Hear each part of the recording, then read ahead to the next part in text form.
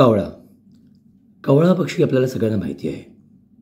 आजूबाजूला सहज दिसणारा. परंतु पितृपक्षामध्ये त्याचं महत्त्व अधिक वाढतं. आपल्या पितरांना आपण जो घास ठेवतो, अन्न ठेवतो, वाडी ठेवतो, ते पोचवायचं काम त्यांच्यापर्यंत हे कावळाच करतो, असं हिंदू धर्मामध्ये मानलं जातं. याचं कारणही असंच आहे की एकदा प्रभू रामचंद्र आणि सीता बसले असताना सीतेला कावळ्याने थोडासा धक्का दिला किंवा हल्ला केला आणि त्यामुळे सीतामाता दुखावली गेली, तिला यातना झाल्या आणि त्यावेळेला राम भडकले आणि त्यांना कावळ्याचा एक डोळा आपल्या धनुष्यबाणाने फोडला. कावळ्यानंतर गयावया गेली, विनंती केली.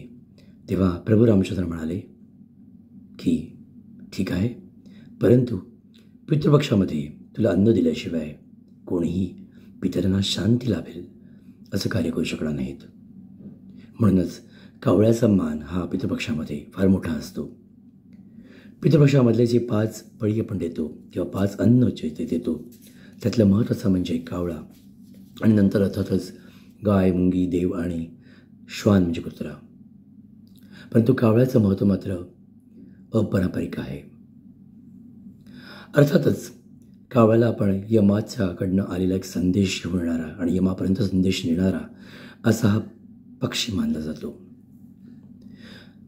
यमाचा जो मोठा भाऊ आहे कर्मकर्का, त्याचं वाहन म्हणजे कावळा आणि त्यामुळे यम हा त्या कर्मकर्त्याच्याकडनं आपल्या सर्वांचा कौण घेत असतो अशी एक आख्यायिका आहे.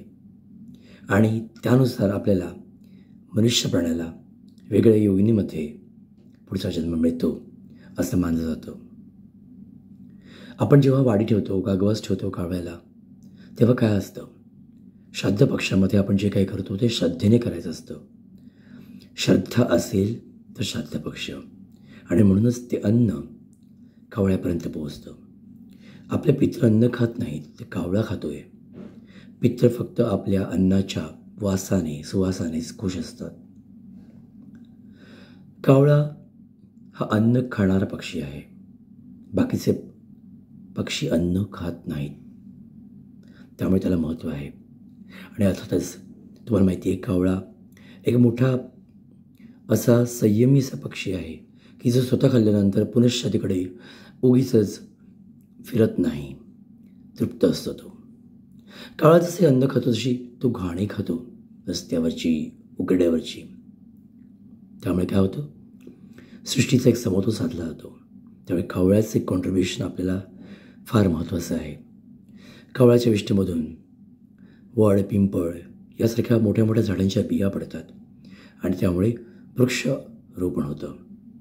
कावळा पर्यावरणाचं संतुलन करतो.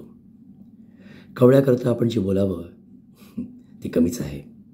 पितृपक्षातलं महत्त्व हे तुम्हा सगळ्यांना माहिती आहे तसं. आणि म्हणूनच काव घास खाला आणि आपल्या पितरांपर्यंत तो घास पोहोचवा, ज्यामुळे आपल्या पूर्वजांना मुक्ती मिळेल, शांती मिळेल आणि अर्थात आपल्या मनालाही शांती मिळेल. पितृपक्षामध्ये हे तुम्ही जाणीवपूर्वक करा, ही एक विनंती आणि श्रद्धा. Dinesh Poddar from Winning Talks. नमस्कार.